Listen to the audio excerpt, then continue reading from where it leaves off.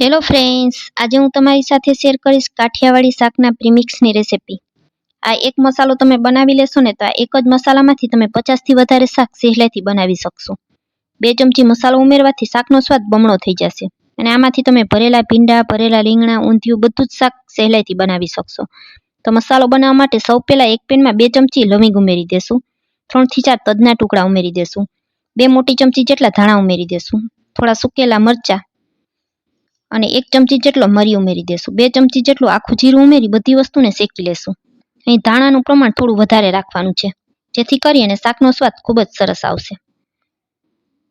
બધા મસાલાને 1 થી 1.5 મિનિટ સુધી ધીમા તાપ ઉપર આ રીતે શેકી લેવાના.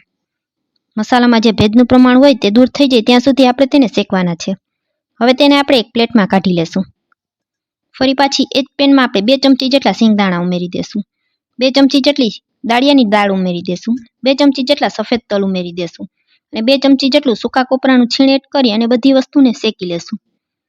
ફરી પાછું આપણે બધું ધીમા તાપ ઉપર જ શેકવાનું છે. 1 થી 1.5 મિનિટ સુધી ધીમા તાપ ઉપર બધી વસ્તુને આ રીતે શેકી લેશું. કોપરાના છીણનો થોડો એવો કલર બદલાઈ જશે અને સિંગદાણા પણ આપણા થોડા એવા લાલ જેવા થઈ જશે. બધી વસ્તુ થોડી બદામી કલર જેવી થઈ જાય ત્યાં સુધી આપણે તેને શેકી લેવાની છે. 1 થી 1.5 મિનિટ સુધી બધું આ રીતે શેકી લીધું છે.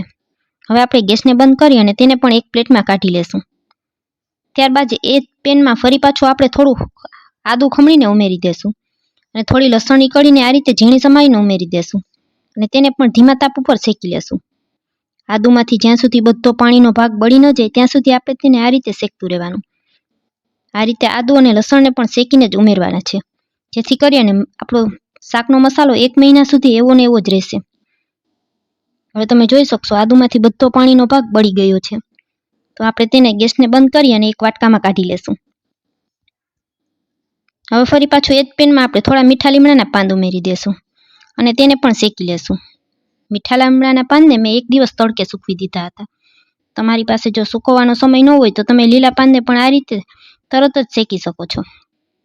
પાનને આ રીતે હાથેથી ચેક કરી લેવાનો, ભૂકો થઈ જાય ત્યાં સુધી તેને શેકી લેવાના. તેને પણ એક વાટકામાં કાઢી લેશું. હવે એક મિક્સર જાર લઈ લેશું. તેમાં આપણે મીઠા લીમડાના પાન ઉમેરી દેશું. જે શેકીને રાખેલા પાન હતા તેને ઉમેરી દીધા છે. હવે શેકીને રાખેલા સૂકા બધા મસાલા તેમાં ઉમેરી દેશું. ઢાંકણ ઢાંકી અને એકદમ સરસ ઝીણું આપણે મિક્સરમાં દળી લેશું. આ રીતે બધા મસાલાને દળી લીધા છે. તેને આપણે એક વાટકામાં કાઢી લેશું. તમને બતાવી દઉં, જુઓ આ રીતે બધું એકદમ સરસ ઝીણું દળીને તૈયાર કરી લેવાનું. હવે તેને આપણે સાઈડમાં રાખી દેશું. ત્યારબાદ આપણે સિંગદાણા, દાળિયાની દાળ અને કોપરાનું છીણ જે શેકીને રાખેલું હતું તેને ઉમેરી દેશું. શેકેલું આદું અને લસણ ઉમેરી દેશું. ઢાંકણ ઢાંકી બધી વસ્તુને ફરી પાછી મિક્સરમાં દળી લેશું. તેને પણ એક વાસણમાં કાઢી લેશું. તો તમે જોઈ શકશો આ રીતે બધું એકદમ સરસ છૂટું આપણું દળાઈ ગયું છે. તો પેલા જે મસાલા દળીને રાખેલા હતા તેની સાથે જ આપણે તેને એડ કરી દેશું. સિંગદાણા અને દાળિયાની દાળને આપણે પલ્સ મોડ ઉપર દળવાના છે, જેથી કરીને તેમાંથી તેલ છૂટું ન પડી જાય. હવે ચમચીની મદદથી બધું મિક્સ કરી લેશું. મને અહીં વાસણ નાનું લાગે છે તો આપણે આ રીતે તેને પ્લેટમાં કાઢી લેશું અને બધું એકદમ સરસ તળિયા સુધી મિક્સ થઈ જાય એ રીતે આપણે તેને મિક્સ કરી લેવાનું છે. હું હાથની મદદથી આ રીતે મિક્સ કરી લઉં છું. તમે ચમચાથી પણ કરી શકો છો. હવે બધા મસાલા એક સરખા મિક્સ થઈ ગયા છે. તો ત્યારબાદ તેમાં અડધી ચમચી હળદર પાવડર ઉમેરી દેશું. સ્વાદ પ્રમાણે તેમાં મીઠું ઉમેરી દેશું અને અડધી ચમચી જેટલી હિંગ ઉમેરી દેશું અને ફરી બધું મિક્સ કરી લેશું. તમારે હિંગ અત્યારે ન ઉમેરવી હોય તો તમે સ્કીપ પણ કરી શકો છો. તો તમારે શાક વઘારતી સમયે ઉમેરી દેવાની. હવે ચમચાથી ફરી પાછું બધું મિક્સ કરી લેશું. એકદમ સરસ તળિયા સુધી બધા મસાલા મિક્સ થઈ જાય એ રીતે આપણે તેને મિક્સ કરી લેવાનું.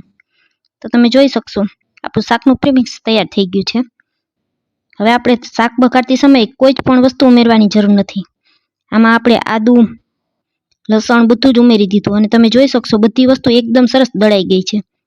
કોઈ જ પણ વસ્તુ આમાં દેખાતી નથી. તો આ રીતનો આપણો શાકનો મસાલો તૈયાર થઈ ગયો છે. તેને આપણે એક કાચના વાટકામાં કાઢી લેશું. તૈયાર કરેલા આ શાકના મસાલાથી શાક બનાવવું ખૂબ જ ઇઝી થઈ જશે. આ શાકના પ્રીમિક્સથી તમે બધા જ ભરેલા શાક બનાવવા સહેલા પડશે અને બીજા પણ કોઈ પણ શાકમાં તમે 2 ચમચી મસાલો ઉમેરી દેશો ને તો શાકનો સ્વાદ એકદમ સરસ ડબલ થઈ જશે. આ મસાલાને તમે થેપલા બનાવવામાં પણ ઉપયોગ કરી શકો છો. અને 2 ચમચી મસાલો દહીંમાં ઉમેરી અને તમે ભાખરી અને પરોઠા સાથે ખાશો ને તો પણ ખૂબ જ સરસ લાગશે. તો તૈયાર કરેલા મસાલાને આપણે એક ટાઈટ ડબ્બામાં ભરી અને 1 મહિના સુધી તમે સ્ટોર કરી શકો છો. 1 મહિના સુધી ફ્રીજ વગર પણ સ્ટોર થઈ શકશે અને ફ્રીજમાં રાખશો તો 3 મહિના સુધી સ્ટોર કરી શકો છો.